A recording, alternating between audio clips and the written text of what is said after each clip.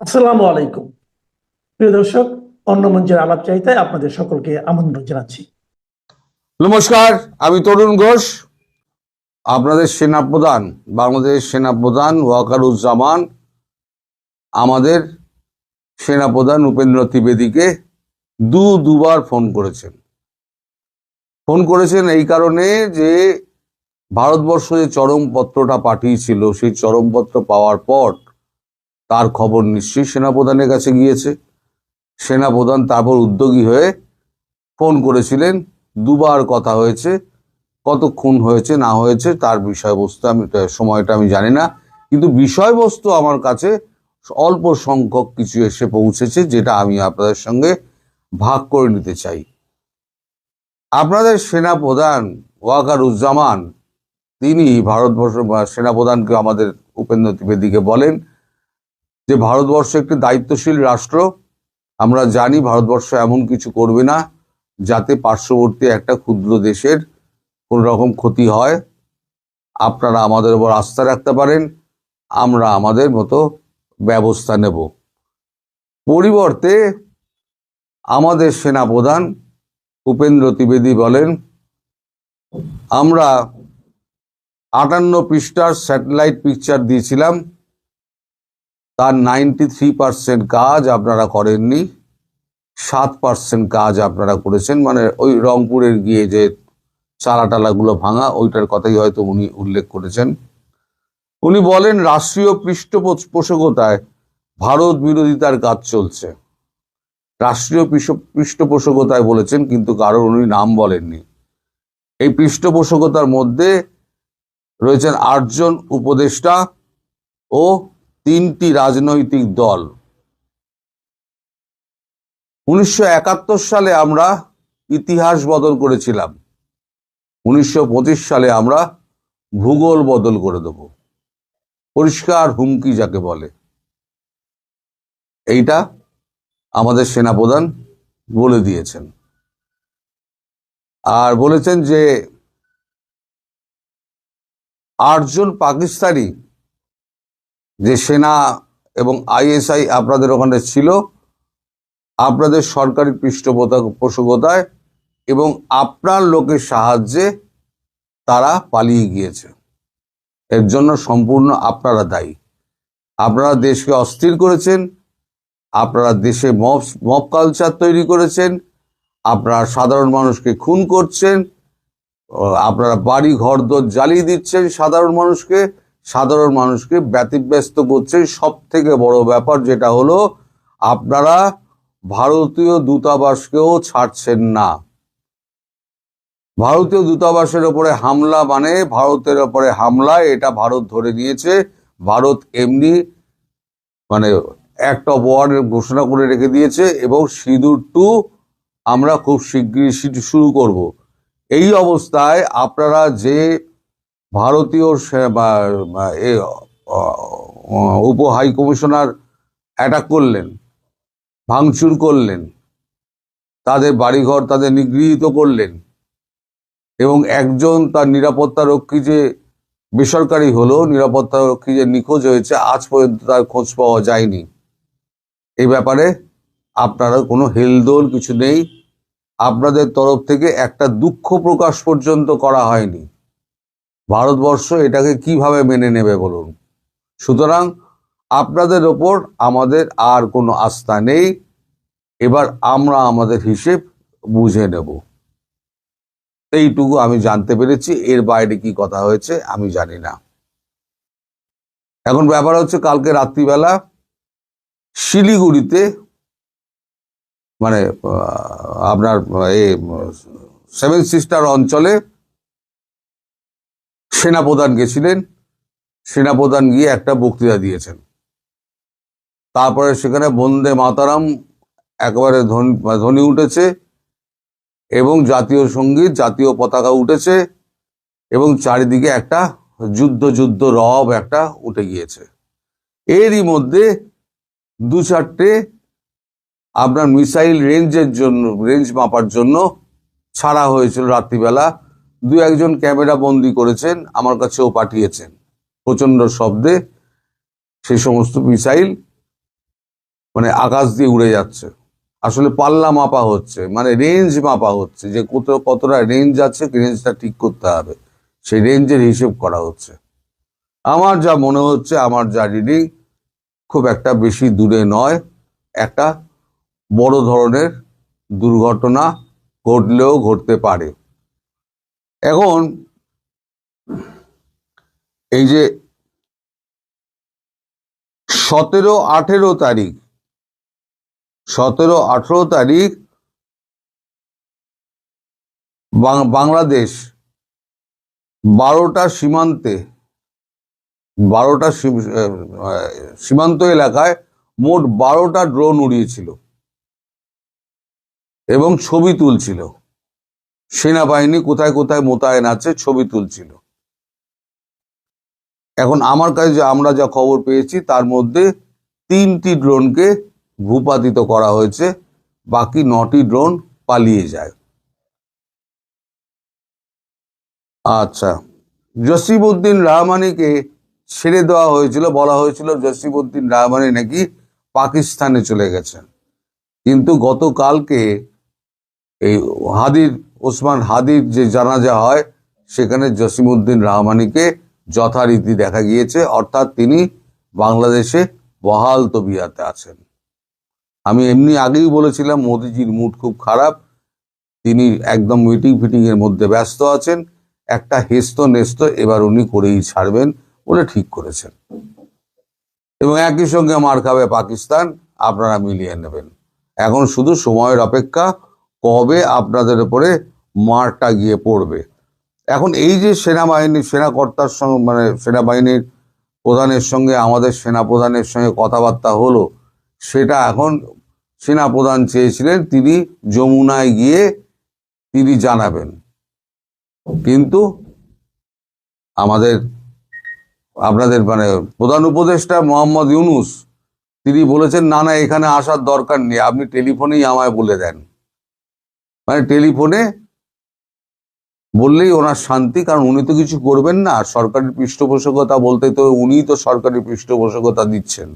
সেটা আমাদের সেনাপ্রধান সরাসরি বলেননি, কিন্তু আমরা তো জানি যে কে কোথা দিয়ে কলকাঠি নাড়ছে। এই সমস্ত টাকা পয়সা সবকিছু দেওয়া এবং প্ল্যানিং সব কিন্তু হচ্ছে এই ইউনূসের। আমি বলেছি না, এই হাদির মৃত্যুর পেছনেও কিন্তু ইউনূসের হাত আছে। আজকে আপনারা হয়তো আমায় অবিশ্বাস করছেন, একদিন প্রমাণিত হবে যে আমি সত্যি কথা বলেছিলাম, ইউনূস এইটা কাণ্ডটা করছে। কারণ জামাত চায় না নির্বাচন হোক, ইউনূস চায় না নির্বাচন হোক, ফলে এমন একটা অঘটন ঘটিয়ে দাও যাতে নির্বাচনটা পিছিয়ে যায়, আর ভারতবর্ষকে এমন করে খোঁচাতে লেগে যাও যাতে ভারতবর্ষ বাধ্য হয়ে আমাদের ওপর অ্যাটাক করে। তারপর আমরা তাই মধুসূদন করব, সারা পৃথিবীতে আমরা চেঁচামেচি করব, লোকজন ডাকবো, কিন্তু কেউ আসবে না, কারণ অ্যামনেস্টি ইন্টারন্যাশনাল পর্যন্ত বলে দিয়েছে আপনাদের দেশ সুরক্ষিত নয়। আপনাদের দেশ থেকে ইউএস থেকে আরম্ভ করে কানাডা, ইউকে সব পালিয়ে যাচ্ছে, কেউ আপনাদের দেশে নেই, সব এমবেসিতেও তালাচাবি লাগাচ্ছে। আপনাদের এখন মানে ঘেরাটোপের মধ্যে পড়ে গিয়েছেন। আপনাদের কে বাঁচাতে আসবে? পাকিস্তান, তার অবস্থা খুব খারাপ। আসিম মুনির লুকিয়ে গেছে, তাকে ট্রাম্প ডেকে পাঠিয়েছে, সে আর দেখা করতে যেতে পারছে না, গেলেই ঘেঁটি চেপে ধরবে। তুমি যে এখানে ডিনার খেয়ে গেলে আর বলে গেলে যে তুমি ইসরায়েলের সৈন্য পাঠাবে প্যালেস্তাইনের সঙ্গে লড়ার জন্য, তা সেটার কি হলো? সৈন্য পাঠাও, দেশের মধ্যে অবস্থা খারাপ, আপনারা সবই খবর পাচ্ছেন। সুতরাং আসিম মুনির এই সময়তে বাংলাদেশের দিকে তাকাবে না, চীন তো তাকাবেই না। চীন বোঝে ব্যবসা এবং চীন বোঝে তার কি বলে ফায়দা, এছাড়া চীন নড়ে না। বাকি রইল কি তার কি আপনার দিকে আসবে না, কারণ তার কি নিজের সমস্যা এত বেশি হয়ে গেছে, তার কাছে খাদ্য সংকট দেখা দিয়েছে, বারবার কাতর অনুনয় বিনয় করা সত্ত্বেও ভারতবর্ষ টাকা দিচ্ছে, খাদ্য দিচ্ছে না। টাকা দিতে চাইছে কিন্তু খাদ্য দেবে না, তোরা শুকিয়ে মর, এদিন আপনাদেরও আসবে। এই যে আজকে তুর্কির যে অবস্থা হয়েছে, এদিন আপনাদেরও আসবে। কাল যদি হাই কমিশন বন্ধ করে দেয়, তার মানে কূটনৈতিক সম্পর্ক ছিন্ন হয়ে গেল। এখন যুদ্ধের আগে তো হাই কমিশন বন্ধ তো হবেই। হাই কমিশন বন্ধ হওয়া মানে জানবেন যুদ্ধের প্রথম স্টেপটা পড়ে গেল।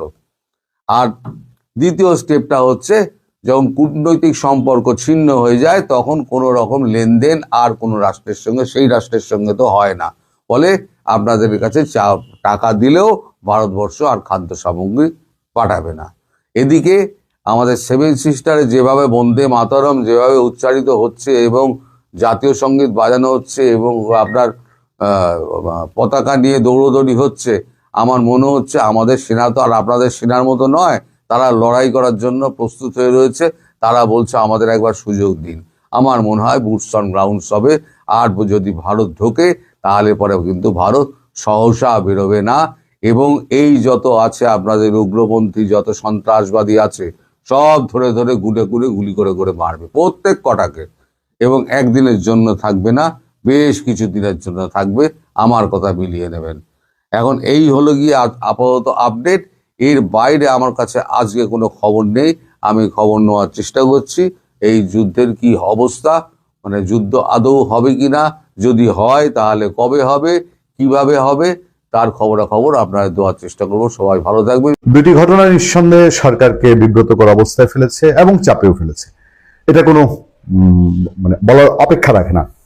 আপনারা খেয়াল করে দেখবেন যে বাংলাদেশ সরকারের এই ওসমান হাদির নিহত আর ঘটনার ডামাডোলের মধ্যে দিয়ে যে দুইটি সাংঘাতিক ঘটনা ঘটেছে, একটি হলো ওই ঘটনার সূত্র ধরে প্রথম আলো, daily star, Udichi, Chhayanaut, Indira Gandhi cultural centre এগুলো ভেঙে ফেলা এবং ভালুকায় সেই কিশোর ছেলেটি 28 বছরের তরুণ মানুষটি, তাকে মেরে ধর্ম অপমাননার একটা ফালতু অভিযোগ তুলে এখন পর্যন্ত যার কোনো বিশ্বাসযোগ্য প্রমাণ পায়নি। আইন শৃঙ্খলা বাহিনী র্যাবই বলেছে তারা এমন কিছু ওই ছেলে কান নেওয়ার মতন, বা এটা ছেলে কান নেওয়া না, এটাকে আসলে যে একটা ওই সে নুরাল পাগলা টাইপ ঘটনা, সেই চট্টগ্রামের ছেলেটি, সেই দীপুচন্দ্র দাস, তার ঘটনায় আন্তর্জাতিক, শুধু বাংলাদেশ না, বাংলাদেশ সীমানা পার হয়ে আন্তর্জাতিক অঙ্গনে সরকার নিশ্চিতভাবেই কি একটা চাপে পড়েছে না?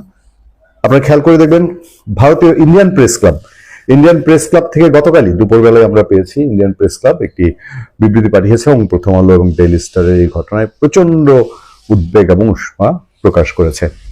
এর পাশাপাশি আমাদের হাতে যে খবরটি আছে সেই খবরটির মধ্যে এই ঘটনায় মানে বাংলাদেশের রাজধানীর মধ্যে, এটা 5 আগস্টের মতো লক্ষ লক্ষ লোক যেরকম গণভবনে ঢুকে যাচ্ছিল অন্য কোথাও, সেরকমও না। ইচ্ছা করলে আইন শৃঙ্খলা বাহিনীর সেই স্ট্রেংথ ছিল না, বা সরকারের ঊর্ধ্বতন মহলে পারলে প্রধান উপদেষ্টার কোনো সেলফোন সাংবাদিকদের কাছে থাকলে সেইখানেও, আর নাহলে প্রধান উপদেষ্টা প্রেস সচিবকে যখন বাবার সাংবাদিকরা ফোন করেছে, তাকে ফোন করার মতো সমান কথা, কিন্তু তারপরে এই ভবন দুটি রক্ষা করা যায়নি, না পুলিশ না কেউ সেখানে গিয়ে ভবনগুলো বাঁচালো না, রক্ষা করলো না, বরঞ্চ পরে মানুষগুলো জান গেল না, তাদেরকে উদ্ধার করে এনে এটা একটা দয়ার পরিচয় যে আমরা তো তাদেরকে জানে বাঁচায় নিয়ে আসছি, এরকম একটা সিচুয়েশন। সেই সময়ে ঘুরে ফিরে দীর্ঘ সময়ে পরে আসলেও বিএনপির তো একটু বোধোদয় হয়েছে। এখন তো কট্টরপন্থী শব্দটা উচ্চারণ করছে। ওই যে ভেবেছিল যে এরা সব আওয়ামী লীগকে ধরবে, অন্যান্যদের ধরবে, সাংস্কৃতিক লোকজনকে ধরবে, আমাদের বোধহয় না ধরতে পারে, কিন্তু এখন দেখছে যে এই গ্রাস কোন দিকে যেতে পারে। সেই জায়গায় বিএনপি একজন সিনিয়র দায়িত্বশীল নেতার মন্তব্যটা, প্রথম আলো ডেইলি স্টারে হামলা সরকারের দুর্বলতার কারণে মপতন্ত্র প্রশ্রয় পেয়েছে। সাউদ্দিন আহমেদ ডিবিসি শিরোনাম একটা ফটোকার্ড করেছে, দেখলাম যে চেয়েছিলাম গণতন্ত্র, চালু হয়েছে মপতন্ত্র। প্রথম আলো ডেইলি স্টারে হামলা ও অগ্নিসংযোগের ঘটনায় সারা বিশ্বে বাংলাদেশের ভাবমূর্তি ক্ষুণ্ণ হয়েছে বলে মন্তব্য করেছেন বিএনপি স্থায়ী কমিটির সদস্য সালাউদ্দিন আহমেদ। একদম নাক কান কাটা গেছে। এই সরকার যে পারে না, এই সরকার বা এই সরকারের সময় বাধা দেয় না এইসব কাজে, মবকে যে তারা নিয়ন্ত্রণ করে না, এর একেবারে চাক্ষুষ প্রমাণ হচ্ছে প্রথম আলো ডেইলি স্টার পুড়িয়ে দেয়। সরকারের দুর্বলতার কারণেই মপতন্ত্র প্রশ্রয় পেয়েছে এবং এটি কঠোর হাতে দমন করা প্রয়োজন বলে জানান তিনি। রোববার দুপুরে রাজধানীর রেডিসন ব্লু হোটেলে বিএনপি ভারপ্রাপ্ত চেয়ারম্যান তারেক রহমানের ঐতিহাসিক স্বদেশ প্রত্যাবর্তন দিবস উপলক্ষে গণমাধ্যমের শীর্ষ ব্যক্তিদের সঙ্গে আয়োজিত মত বিনিময় সভায় সালাউদ্দিন আহমেদ এ কথা বলছেন। এই ঘটনায় সরকারের দায়িত্ব সবচেয়ে বেশি ছিল বলে মন্তব্য করেন বিএনপির নেতা। তিনি বলেন, এরকম একটা প্রেডিকশন ইন্টেলিজেন্সের রিপোর্টে থাকে। আমরাও জেনেছি সে ইন্টেলিজেন্স রিপোর্ট। চিন্তা করেন, ইন্টেলিজেন্স রিপোর্টে ছিল প্রথম আলো ডেইলি স্টারে হামলা করা হবে, সেটা থাকার পরেও এই ঘটনা, কিন্তু সেটা আমলে নেওয়া হলো না কেন? তাহলে কি তারাই চেয়েছিল প্রথম আলো ডেইলি স্টার পুড়িয়ে দেওয়া হোক? আইন শৃঙ্খলাকারী বাহিনীর ভূমিকা নিয়েও প্রশ্ন তোলেন সাউদ্দিন আহমেদ। বলেন, শুনেছি 1-2 ঘন্টা পরে তারা রেসপন্স করেছে, সেটা কেন? সাউদ্দিন আহমেদ আরো বলেন, প্রথম আলো ডেইলি স্টার যেভাবে জ্বালিয়ে দেওয়া হয়েছে, পুড়িয়ে দেওয়া হয়েছে, burn down to the ground, এরকম দৃশ্য সারা বিশ্ব দেখেছে। সেটা আমাদের জন্য লজ্জার জাতি হিসাবে এটা কোনোভাবে আমরা শুধু দুঃখ প্রকাশ করে সমাপ্ত করতে পারবো না। প্রেস সচিব সরি বলতেছে, প্রধান উপদেষ্টা মতিউর রহমান এবং মাহফুজ আলমকে ফোন দিচ্ছে। গণমাধ্যমে সমাজের দর্পণ উল্লেখ করে সাউদ্দিন আহমেদ বলেন, পত্রিকা হচ্ছে সমাজের দর্পণ, এই মুহূর্তে সমাজের যে দর্পণ চূর্ণ বিচূর্ণ হয়ে গেছে, কিন্তু সাংবাদিকদের দর্পণ যেন চূর্ণ না হয়। তিনি আরো বলছেন, আমরা তো চেয়েছিলাম ডেমোক্রেসি, কিন্তু কেন হয়ে যাবে মবক্রেসি? তাকে কেন লালন করতে দেওয়া হবে? আর কি কিছু বুঝতে বাকি থাকে? সবারই এখন টনক নাড়িয়েছে। এটা যে বাংলাদেশ কাঁপিয়ে বাইরেও কাঁপাচ্ছে এই ঘটনা দুটা, একটা প্রথম আলো ডেইলি স্টার পুরানো এবং শেষ অন্যগুলো, এবং ভালুকার ঘটনা, এর আরো প্রমাণ আছে। আরো প্রমাণ আমি আপনাদেরকে বলবো। তার আগে আপনারা একটু দেখে নিন যে প্রথম আলো অফিসে গিয়ে ইউরোপীয় ইউনিয়নের নেতারা কি বলছেন বা ইউরোপীয় ইউনিয়নের প্রতিনিধিরা কি বলছেন। প্রথম আলো কার্যালয়ে ইউর রাষ্ট্রদূত, প্রথম আলো ডেইলি স্টারে হামলা বাংলাদেশের গণতন্ত্রের জন্য ভয়াবহ মুহূর্ত। লজ্জা আছে? ঢাকায় নিযুক্ত ইউরোপীয় ইউনিয়নের রাষ্ট্রদূত মাইকেল মিলার বলেছেন, প্রথম আলো ডেইলি স্টারে হামলা মানে গণমাধ্যমের স্বাধীনতা, মত প্রকাশের স্বাধীনতার উপর আঘাত। এটি বাংলাদেশের গণতন্ত্রের জন্য একটি ভয়াবহ মুহূর্ত ছিল। আমরা এই ধরনের ঘটনার পুনরাবৃত্তি চাই না। ইউ বলছে যে এটা বাংলাদেশের গণতন্ত্রের জন্য একটা ভয়াবহ মুহূর্ত ছিল, এবং ইউ বলছে যে গণমাধ্যমের স্বাধীনতা ও মত প্রকাশের স্বাধীনতার উপর আঘাত। সরকার যদি নাই বুঝে, সরকারের দায়িত্বশীল লোকজন যদি পাত্তাই না দেয়, কি বলবেন? শুনেন তো দেখি প্রেস সচিবের বক্তব্য।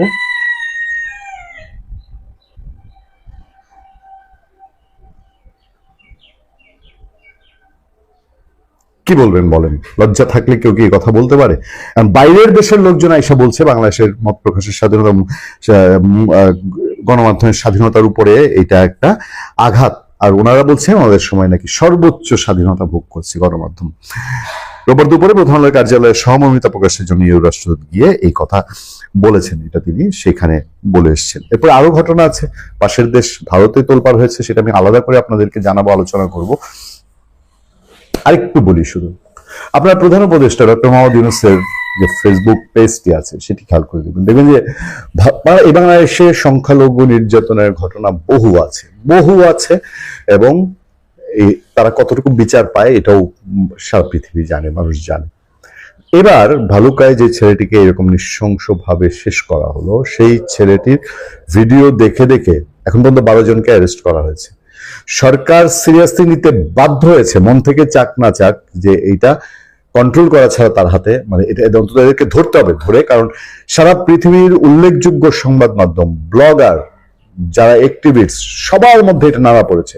আল জাজিরা, বিবিসি সহ ইন্টারন্যাশনাল গণমাধ্যমে এই ঘটনায় ন্যাক্কারজনক ভিডিও এবং বিশ্লেষণ প্রচার হয়েছে। ফলে ডক্টর ইউনূসকে তার ফেসবুক পেজের মাধ্যমে জানাতে হচ্ছে যে আমরা এদেরকে অ্যারেস্ট করছি, গ্রেফতার করছি, এই জিনিসগুলো। আর না হলে তারা এই চাপ কত তো কাহাতক মানুষ, এই যে দিনে দুপুরে একটা ছেলেকে মেরে ফেললো, মেরে হামলাকারীরা পালিয়ে গেল। দিনে একেবারে রাজধানী পান কেন্দ্র, একদিকে যমুনা, একদিকে ক্যান্টনমেন্ট, প্রধান উপদেষ্টার কার্যালয়, তার মাঝখানে দুইটা জলজন্ত পত্রিকার অফিস শেষ করে দিল, রক্ষা করতে পারলো না। এই সমালোচনা, এবং বাইরের দেশে যতই শান্তির গুলি আওরাক, বাইরের দেশের মানুষের চোখ কান খোলা আছে। যেমন ইউ এসে বলে গেছে যে সংবাদপত্রের স্বাধীনতার উপর এটা হস্তক্ষেপ, এটা মত প্রকাশের স্বাধীনতা না। ফলে সরকার বাহির দিয়ে যাই করছে, ভেতরে ভেতরে যে পালপিটিশন চলছে, এইটা মোটামুটি পরিষ্কার। সূত্র থেকে খবর পেলাম, বাংলাদেশের সেনাপ্রধান জেনারেল ওয়াকারুজ্জামান এবং ভারতের সেনাপ্রধান উপেন্দ্র দ্বিবেদী, এই দুজনের মধ্যে টেলিফোনে কথা হয়েছে। কথা হওয়ার সূত্র হচ্ছে ফোন করেছেন জেনারেল ওয়াকার। এটি নিয়ে আজকে কথা বলবো। তো শুরুটা করতে চাই আসলে হাদির মৃত্যুর খবর দিয়ে। আপনারা দেখেছেন যে হাদির মৃত্যুর খবরে বাংলাদেশ জ্বলে উঠেছিল। এখনো সেই আগুন হয়তো পুরোপুরি নেভেনি, এবং ইতিমধ্যে ভয়াবহ পরিস্থিতি সৃষ্টি হয়েছে। আগুনে পোড়ানো হয়েছে একের পর এক স্থাপনা, বাড়িঘর, সংবাদ মাধ্যমের একাধিক অফিস। অনেকেই প্রশ্ন করছেন অন্তর্বর্তী সরকার কেন এই পরিস্থিতি সামলাতে পারল না। তারা কি চায়নি সামাল দিতে পরিস্থিতিটি, নাকি চেয়েছে এভাবেই চলুক ধ্বংসযজ্ঞ? আইন শৃঙ্খলা রক্ষাকারী বাহিনী বেশ কিছুদিন যাবৎ বলছে দেশে আইন শৃঙ্খলার পরিস্থিতির উন্নতি হচ্ছে ক্রমশ। নির্বাচনের আগে পরিস্থিতি আরো কাঙ্ক্ষিত মাত্রায় উন্নীত হবে, অতএব ভয়ের কিছু নেই। প্রশ্ন হচ্ছে, এটাই কি তার নমুনা? আচ্ছা, কতজন মানুষ সেদিন রাতে ধ্বংসলীলা চালিয়েছে? শুধু রাজধানীতে হওয়া ধ্বংসাত্মক ঘটনাবলী বিবেচনায় রেখে প্রশ্ন করতে চাই, এই পরিমাণ মানুষকে, মানে যে গুটি কয় মানুষ এই মবে অংশ নিয়েছিল, ধ্বংসলীলায় অংশ নিয়েছিল, এই পরিমাণ উচ্ছৃঙ্খল জনগোষ্ঠীকে নিয়ন্ত্রণ করার ক্ষমতা আমাদের পুলিশের নেই, র্যাব বিজিবির নেই, সেনাবাহিনীর নেই। এই নিয়ন্ত্রণ করতে না পারাটা আসলে কি বার্তা দেয়? আমরা তো আবার যুদ্ধ প্রস্তুতির ফ্যান্টাসিতে ভুগতে ভালোবাসি। আমাদের প্রধান উপদেষ্টা কয়েক মাস আগে যুদ্ধাবস্থার কথা বলেছিলেন, যে দেশ একটি যুদ্ধাবস্থার মধ্যে আছে। সবাই তখন সমালোচনা করেছেন, আমরাও করেছি, দেশের যুদ্ধাবস্থা কোথায়, কেন এমন বলছেন প্রধান উপদেষ্টা? অবশ্য কয়েক মাস পর আজকে মনে হচ্ছে প্রধান উপদেষ্টা ঠিকই বলেছিলেন, কারণ তিনি জানতেন বাংলাদেশ এই পরিস্থিতিতে পড়তে যাচ্ছে বা পড়বে, কারণ এর নামই হয়তো মেটিকুলাস ডিজাইন। তিনি যা জানেন আগে থেকে তা আমরা জানবো কিভাবে? আজকে আমরা প্রশ্ন করছি, হাদির মৃত্যুর খবর পেয়ে উত্তেজিত মুসলিমীয় জনতাকে সরকার কেন নিয়ন্ত্রণ করতে পারেনি, এই প্রশ্নটা আমরা তুলছি। কিন্তু কেউ কি এটা বলছে যে সরকারই এটা চেয়েছে এমন হোক? কারণ এ থেকে যে সুফলটা মিলবে সেটা সরকারেরই দরকার, কিংবা ইউনূস সাহেবের দরকার। পাবলিক কি বুঝলো না বুঝলো, কি বললো না বললো, এসব নিয়ে আসলে ভাববার সময় নেই। তাই বুঝে নিতে হবে, যা হওয়ার দরকার সেটাই হতে দিয়েছে অন্তর্বর্তী সরকার। গত কয়েকদিনের ঘটনায় বাংলাদেশ বিশ্বব্যাপী সংবাদের শীর্ষ শিরোনাম হয়েছে। এটা তো বিরাট প্রাপ্তি, কি বলেন? বিনা পয়সায় ব্র্যান্ডিং বলতে পারেন এটাকে। ম্যাজিস্ট্রেসি পাওয়ার নিয়ে মাঠে থাকা সেনাবাহিনী গত কয়েকদিনের ঘটনায় নিজেদের কোনো অক্ষমতা দেখে কিনা, নিজেদের দায়ী মনে করে কিনা, তা সাধারণ মানুষের বুঝবার উপায় নেই। সেদিন রাতে, মানে যেদিন এই ধ্বংসলীলা সংঘটিত হয়েছিল, সুন্নতি লেবাসের এক মহা বিপ্লবীকে, একজন নয় আসলে একাধিক, তা আমি একজনেরটা স্পেশালি বলবো, তাকে দেখলাম মধ্যরাতে প্রায় 2টা-2:30টার দিকে একাধিক মিডিয়া প্রতিনিধির সামনে সেনাবাহিনী এবং সেনাপ্রধান সম্পর্কে যা মনে আসছে তাই বলছে। আমি আসলে ভিডিওটি, ক্লিপটি আপনাদের দেখাতে পারি, কিন্তু আমার রুচিতে বাধছে এদেশের নাগরিক হয়ে এদেশের সেনাপ্রধানকে এভাবে অশ্লীল ভাষায় আক্রমণ করা। সেনাপ্রধানের ঘাটতি থাকতেই পারে, দোষ থাকতেই পারে, কিন্তু এইভাবে মিডিয়াতে একজন দাড়িওয়ালা, মাথায় পাগড়িওয়ালা, গায়ে জোব্বা পরিহিত একজন মানুষ বলতে পারেন কিনা, করতে পারেন কিনা, এই প্রশ্নটি আসলে আমি সবার কাছে রাখতে চাই। কথাগুলো এই জন্য বললাম, আসলে তখন তো তাকে কেউ থামায়নি।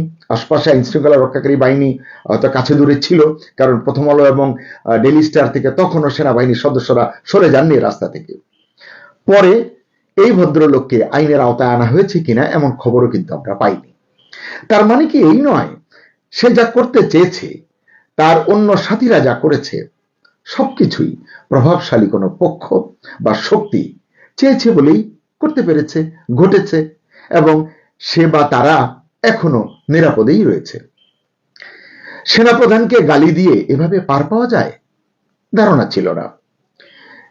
এখন সচক্ষে দেখে, নিজ কানে শুনে বুঝতে পারছি, এর নামই বোধহয় গণতন্ত্র, এর নামই হয়তো বাক স্বাধীনতা, কিংবা স্বাধীনতা 2.0। খবর পেলাম এই কঠিন পরিস্থিতির মধ্যেই গতকাল মধ্যরাতে ক্যান্টনমেন্টে জরুরি বৈঠক করেছেন সেনাপ্রধান জেনারেল ওয়াকারুজ্জামান। যিনি এই কথাটি বলেছেন, এই তথ্যটি দিয়েছেন, তিনি জানেন এই সংবাদের সত্যতা কতটুকু। আমার কিন্তু তেমন বিশ্বাস হয়নি। মাঠে থাকা ওয়াকার সাহেবের সৈনিকেরা মাঠের ধ্বংসলীলা ঠেকাতে সক্রিয় ভূমিকা রাখতে পারেননি বা রাখেননি, আর তিনি সেনাপ্রধান হয়ে শীতের মধ্যরাতে জরুরি বৈঠক করবেন কি কারণে? তার ঠেকাটা কি? তাকে এতটা বেরসিক মনে হয় আপনার? তবে যিনি আমাকে সংবাদটা দিয়েছেন তিনি জোর গলায় বললেন, অপেক্ষা করুন, দেশে জারি হতে চলেছে বা জারি হতে পারে জরুরি অবস্থা। চমকে উঠে বললাম, কি বলছেন এসব? মাথার চুল তো সব খাড়া হয়ে যাচ্ছে।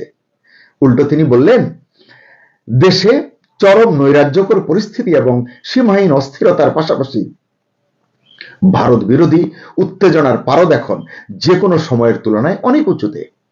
এই পরিস্থিতিতে ভারত যেন হুট করে কিছু করে না বসে, সেজন্য আগে ভাগে পরিস্থিতি এবং এর সম্ভাব্য পরিণতি বয়ান করতে, মানে পরিস্থিতি সামাল দিতে এবং সম্ভাব্য পরিণতি সম্পর্কে আলোচনা করতে ভারতের সেনাপ্রধান জেনারেল উপেন্দ্র দ্বিবেদীকে ফোন করেছেন বাংলাদেশ সেনাবাহিনীর সেনাপ্রধান জেনারেল ওয়াকারুজ্জামান। এই ফোনালাপে জেনারেল ওয়াকার ভারতের সেনাপ্রধানকে আশ্বস্ত করেছেন বাংলাদেশে থাকা ভারতীয় নাগরিকদের জানমাল এবং সম্পদের বা স্থাপনার নিরাপত্তা নিশ্চিত করা হবে। শুধু তাই নয়, ইতিমধ্যে সংঘটিত দুর্ঘটনা যা যা ঘটেছে, এই দুর্ঘটনায় জড়িত যারা আছে তাদেরকে আইনের আওতায় আনা হবে। জানালেন ওই ভদ্রলোক, ভারতের সেনাপ্রধান উপেন্দ্র দ্বিবেদী জেনারেল ওয়াকারকে হুঁশিয়ারি দিয়ে বলেছেন, বাংলাদেশে ঘটে যাওয়া প্রতিটি ঘটনা পর্যবেক্ষণে রেখেছে ভারত। বিশেষ করে ময়মনসিংহের ভালুকায় সংখ্যালঘু সম্প্রদায়ের এক যুবককে পিটিয়ে এবং পুড়িয়ে নৃশংসভাবে হত্যার ঘটনাটি ভারত কঠিন নজরদারিতে রেখেছে। এসব ঘটনার অবসান না হলে এবং পুনরায় বাংলাদেশে ভারত বিদ্বেষী কোনো কর্মকাণ্ড সংঘটিত হলে আর ছাড় দেবে না ভারত। প্রশ্ন হচ্ছে, নিজের দেশের মানুষের জানমাল রক্ষায় যেখানে আমাদের সেনাবাহিনী মাঝে মাঝে অসহায়ত্ব প্রকাশ করছে, কথাটা কেন বললাম? সেদিন রাতেই দেখলাম, নিশ্চয়ই আপনারাও দেখেছেন, উচ্ছৃঙ্খল মবের কাছে সেনা সদস্যরা 20 মিনিট সময় ভিক্ষা করছেন আটকে পড়াদের উদ্ধার করার জন্য। বলেছে, আমাদেরকে একটু করতে দিন, করে আমরা চলে যাব, তারপর আপনারা আপনাদের কাজ করবেন। সেখানে ভারতীয় নাগরিকদের জানমাল রক্ষায় কি অবদান রাখতে পারবে এই সৈন্যবাহিনীর সৈন্যরা? রাজধানীর বারিধারায় অবস্থিত ভারতীয় হাই কমিশন হলো সে দেশের সার্বভৌম একটি স্থাপনা, যেটি আমাদের দেশে আছে। তাদের জন্য এটি একটি সার্বভৌম এলাকা বা অস্তিত্ব। আন্তর্জাতিক কূটনীতি একথাই বলে। কিন্তু সেটা নিয়েও জব্বরের বলি খেলার মতো উন্মত্ত উল্লাস করলো একটি গোষ্ঠী। কিন্তু আমাদের সরকার নির্বিকার রইল। ভারতীয় হাই কমিশন ইতিমধ্যেই তাদের কার্যক্রম গুটিয়ে আনতে বাধ্য হয়েছে। চট্টগ্রামে অনির্দিষ্টকালের জন্য কার্যক্রম বন্ধ ঘোষণা করা হয়েছে। এসব ঘটনায় কি ব্যবস্থা নিয়েছেন জেনারেল ওয়াকার কিংবা মাঠে থাকা তার বীর জওয়ানরা? জেনারেল ওয়াকার নিশ্চয়ই জানেন, তিনি যা বলেছেন, যদি বলে থাকেন উপেন্দ্র দ্বিবেদীকে, তা তার একক সিদ্ধান্তে বাস্তবায়ন করা সম্ভব নয়। এজন্য সরকারের, বিশেষ করে সরকার প্রধানের সদিচ্ছা এবং সম্মতি প্রয়োজন। কিন্তু সেখানকার মুড এবং মোটিভ কি, এটি আসলে বোঝা দরকার। কতিপয় মৌলবাদী জনতার হাতে দেশের সম্পদ যেখানে অবলীলায় লুটের শিকার হয়, ধ্বংসযজ্ঞের শিকার হয়, অগ্নিসংযোগের উপলক্ষ হয়, সরকার যেখানে নির্বাক দর্শক, কেবল বিবৃতি যে আপনারা আর ভায়োলেন্স করবেন না, সেখানে সেনাপ্রধান বাংলাদেশে থাকা ভারতীয় নাগরিকদের জানমালের নিরাপত্তা দেবেন কিভাবে? কিভাবে এই প্রতিশ্রুতি বা আশ্বাস তিনি দেন? তিনি তো নিজের দেশই রক্ষা করতে পারছেন না, যদিও তিনি গত বছর 5 আগস্ট স্বেচ্ছায় সব দায়িত্ব কাঁধে তুলে নিয়েছিলেন। সত্যিই যদি সেনাপ্রধান জেনারেল ওয়াকার ভারতীয় সেনাপ্রধানকে ফোন করে থাকেন এবং উল্লিখিত কথাগুলো বলে থাকেন, তাহলে আমি তাকে ধন্যবাদ জানাবো। কারণ তার এই আশ্বাস দুই দেশের মধ্যকার সম্পর্কের স্থিতিশীলতা বজায়ে গুরুত্বপূর্ণ ভূমিকা রাখবে। এদিকে ভারতের একটি পত্রিকায় পড়লাম, বিদেশ সফর শেষে দেশে ফিরেই ভারতের প্রধানমন্ত্রী নরেন্দ্র মোদী ভারতের 3 বাহিনীর প্রধান এবং জাতীয় নিরাপত্তা উপদেষ্টা অজিত দোভালের সঙ্গে রুদ্ধদ্বার বৈঠক করেছেন। বৈঠকে বাংলাদেশের সার্বিক পরিস্থিতি নিয়ে দীর্ঘ আলোচনা করেছেন এবং তাদের স্ট্র্যাটেজি নির্ধারণ করেছেন। এমনিতেই চিকেন নেক সংলগ্ন এলাকায় এবং বাংলাদেশ সীমান্তের কয়েকটি স্থানে ভারতীয় অংশে গত বেশ কিছুদিন যাবৎ ভারতের সৈন্য সমাবেশ এবং যুদ্ধাস্ত্র সহ প্রস্তুতি নিয়ে বিভিন্ন মিডিয়ায় ব্যাপক লেখালেখি হচ্ছে এবং এটা নিয়ে জনমনে, বাংলাদেশের মানুষের মনেও ব্যাপক উদ্বেগ, উৎকণ্ঠা রয়েছে।